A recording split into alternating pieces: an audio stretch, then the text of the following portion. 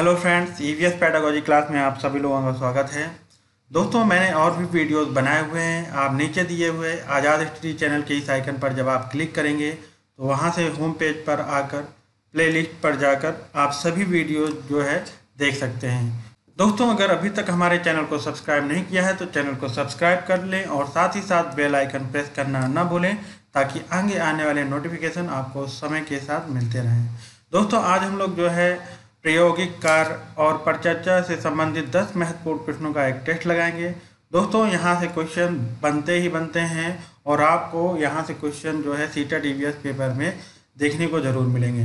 दोस्तों, आप भी लगाइए, देखिए कि कितने क्वेश्चन आप लोगों से सही होते हैं। तो स्टार्ट करते हैं दोस्तों। क्वेश्चन नंबर फर्स्ट है, एक शिक्षक खाना किस प्रकार से खराब होता है पर एक प्रयोग से संबंधित सामग्री देता है। शिक्षक बच्चों के समूह बनाकर यानी ग्रुप बनाकर उनको प्रयोग से संबंधित सामग्री देता है।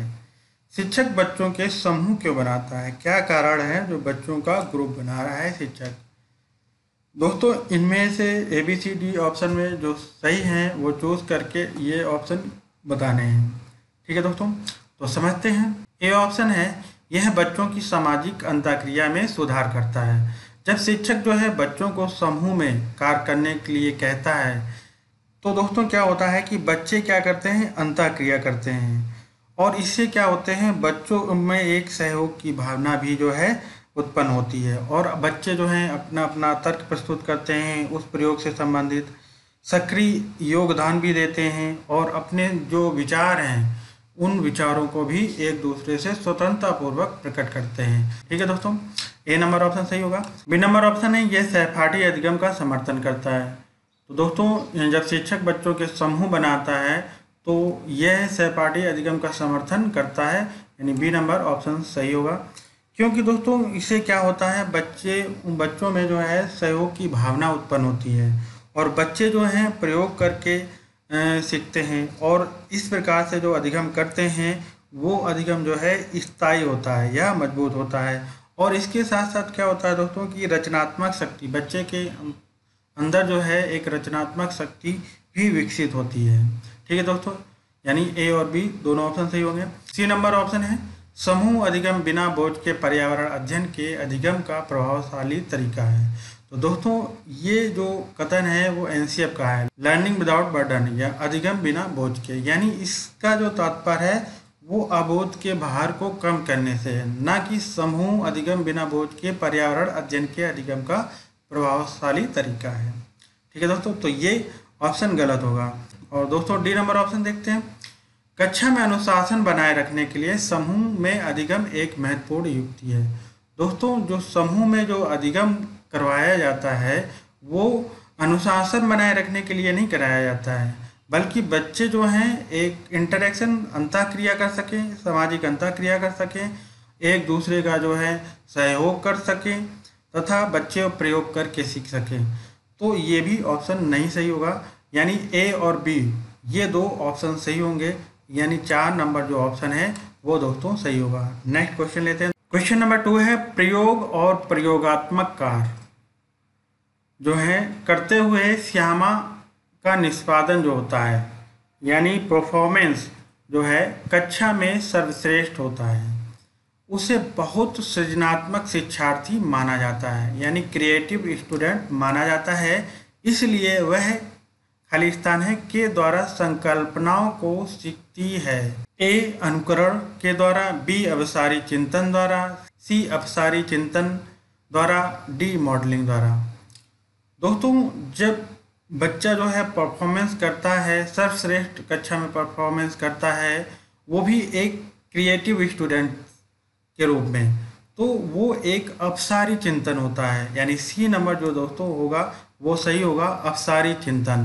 दोस्तों, अनुकरण भी समझ लेते हैं। जो छोटे बच्चे होते हैं वो अनुकरण के द्वारा सीखते हैं। जैसे छोटे बच्चे होते हैं, पिताजी कुछ कर रहे हैं, कंप्यूटर चला रहे हैं, तो बच्चा भी जो है कंप्यूटर चलाने लगता है, जबकि पिताजी जो है उसको कंप्यूटर चलाना नहीं बताते हैं, लेकिन वो एक अनुकरण के माध्यम से बच्चा जो है कंप्यूटर चलाना सीखता है। जबकि अभिसारी चिंतन में क्या होता है दोस्तों कि बच्चे जो हैं वो एक ही बिंदु पर केंद्रित होकर चिंतन करते हैं। ठीक है दोस्तों, नेक्स्ट क्वेश्चन लेते हैं। क्वेश्चन नंबर 3 है, शिक्षक द्वारा प्रदर्शित एक कटोरी में पानी उबालने और उसका वाष्पीकरण हो जाने के प्रयोग को देखने के बाद 7 से 8 वर्ष के जो बच्चे हैं, बच्चों द्वारा दिए गए उत्तर जो है निम्न है। पहला है पानी गुम हो गया, दूसरा है कटोरे ने पानी सोख लिया, तीसरा है आग ने पानी पी लिया, चौथा है भगवान ने पानी पी लिया। यह उत्तर बच्चों और उनके विचारों के बारे में क्या बताते हैं, ये बताना है। ए, बच्चों के उत्तर तर्कसंगत नहीं है, बी, बच्चों की सोच गलत है, सी, बच्चे अच्छा अवलोकन नहीं कर पाते हैं, डी, वाष्पीकरण के बारे में बच्चों के विकल्पी विचार हैं। तो दोस्तों, अगर बच्चे जो 7 से 8 वर्ष के बच्चे हैं और वो इस प्रकार के उत्तर देते हैं, तो बच्चे जो हैं वाष्पीकरण के बारे में बच्चे वैकल्पिक विचार दे रहे हैं। ठीक है दोस्तों, यानी डी नंबर जो ऑप्शन होगा वो सही होगा।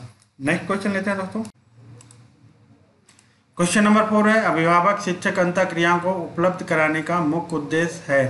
ए, पुनर्बलन और सुधार के लिए बच्चों की योग्यताओं और कमजोरियों के बारे में चर्चा करना, बी, एक दूसरे के साथ सामाजिक संबंध विकसित करना, सी, एक दूसरे की कमियों को उजागर करना, डी, विद्यालय में हो रहे क्रियाकलापों के बारे में जानकारी को साझा करना। तो दोस्तों, इसका ए नंबर ऑप्शन सही होगा।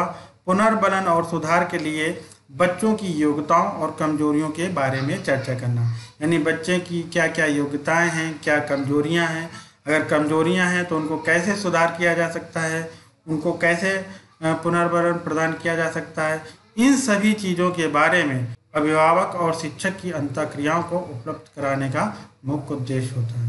नेक्स्ट क्वेश्चन ले लो। क्वेश्चन नंबर 5 है, सरिता की शिक्षिका उसे विभिन्न सामूहिक गतिविधियों में यानी ग्रुप एक्टिविटीज़ में शामिल रखती है, जैसे समूह चर्चा, समूह परियोजना आदि। उसकी शिक्षिका सीखने के किस आयाम का अनुगमन कर रही है? ए, मनोरंजन द्वारा सीखना, बी, भाषा निर्देशित द्वारा सीखना, सी, प्रतियोगिता आधारित सीखना, डी, सामाजिक गतिविधि के रूप में सीखना। दोस्तों, जब समूह चर्चा, समूह परियोजना जैसी ग्रुप एक्टिविटीज़ करवाई जाती हैं या उनमें शामिल किया जाता है बच्चों को, तो वो एक सोशल एक्टिविटीज़ होती है, यानी सामाजिक गतिविधि के रूप में सीखना जो है, इस आयाम का जो है सरिता की शिक्षिका पालन कर रही है। ठीक है दोस्तों, नेक्स्ट क्वेश्चन लेते हैं। क्वेश्चन नंबर 6 है, नन्ही कक्षा 3 के शिक्षार्थियों को जानवर हमारे साथी प्रकरण से परिचित कराना चाहती है, यानी जानवर हमारे दोस्त हैं या साथी हैं, इस प्रकरण से परिचित कराना चाहती है नन्ही। प्रकरण को और अधिक रोचक तरीके से यानी इंटरेस्टिंग वे में प्रस्तुत करने के लिए निम्नलिखित में से कौन सी युक्ति सर्वाधिक उपयुक्त होगी, यह बताना है। ए, विभिन्न जानवरों के चित्रों को प्रदर्शित करने वाले चार्ट का प्रयोग करना, बी, विभिन्न जानवरों के चित्रों को श्यामपट्ट पर बनाना, सी, जानवरों तथा उसकी उपयोगिता पर आधारित फिल्म प्रदर्शित करना, डी, शिक्षार्थियों को पाठ्य पुस्तक में जानवरों के दिए गए चित्रों को देखने के लिए कहना।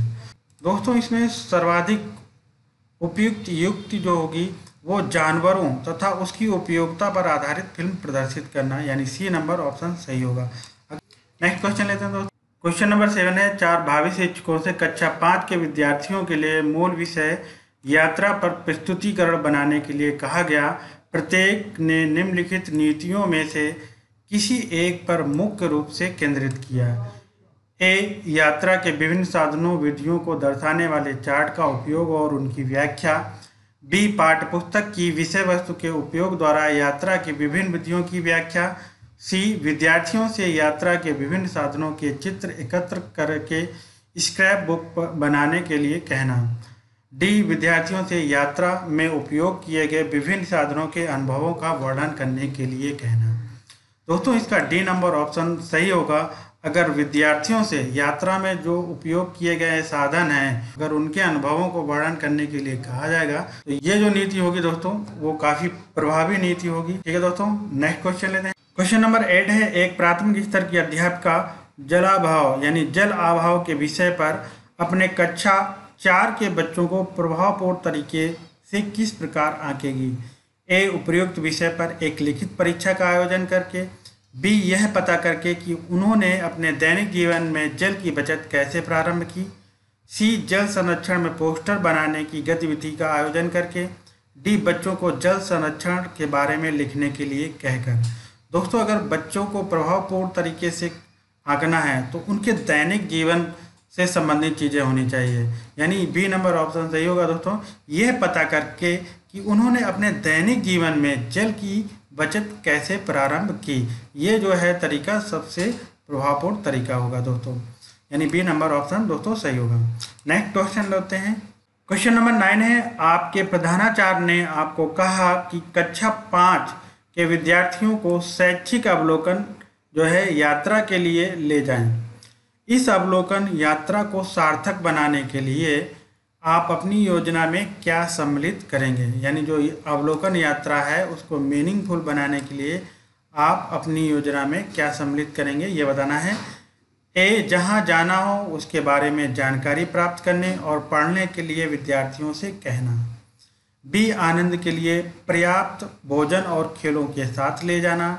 सी, यह सुनिश्चित करना कि विद्यार्थी अनुशासित रहें और उस स्थान का शांतिपूर्वक अवलोकन करें। डी, क्रियाकलापों की एक स्तरीकृत शीट उस स्थान के बारे में तैयार करना और प्रामाणिक तथा सार्थक अध्ययन के लिए उसे विद्यार्थियों के साथ यात्रा से पहले पूर्व साझा करना। दोस्तों इसका डी नंबर ऑप्शन सही होगा, यानी अवलोकन यात्रा को सार्थक बनाने के लिए क्रियाकलापों की एक स्तरीकृत शीट उस स्थान के बारे में तैयार करना और प्रामाणिक तथा सार्थक अध्ययन के लिए उसे विद्यार्थियों के साथ यात्रा से पहले साझा करना है। नेक्स्ट क्वेश्चन लेते हैं दोस्तों। क्वेश्चन नंबर 10 है, दत्त कार्य के संबंध में निम्नलिखित में से कौन सा कथन सही है ये बताना है। ए, दत्त कार्य बच्चों को सूचना खोजने, अपने विचारों का निर्माण करने और उन्हें उच्चारित करने का अवसर प्रदान करता है। बी, प्रतिदिन विविधता और अभ्यास कराने के लिए कक्षा कार्य और फिर गृह कार्य के रूप में दत्त कार्य देने की आवश्यकता है। सी, दत्त कार्य आकलन का एक मात्र तरीका है। डी, दत्त कार्य अभिभावकों, भाइयों या बहनों द्वारा अपनी क्षमता के अनुसार किया जा सकता है। तो दोस्तों इसका ए ऑप्शन सही होगा। दत्त कार्य जो है बच्चों को सूचना खोजने, अपने विचारों का निर्माण करने और उन्हें उच्चारित करने का अवसर प्रदान करता है, ये कथन सही होगा। दोस्तों अगर वीडियो पसंद आया हो तो लाइक, सब्सक्राइब, शेयर करना ना भूलें। मिलते हैं नेक्स्ट वीडियो में। जय हिंद, जय भारत।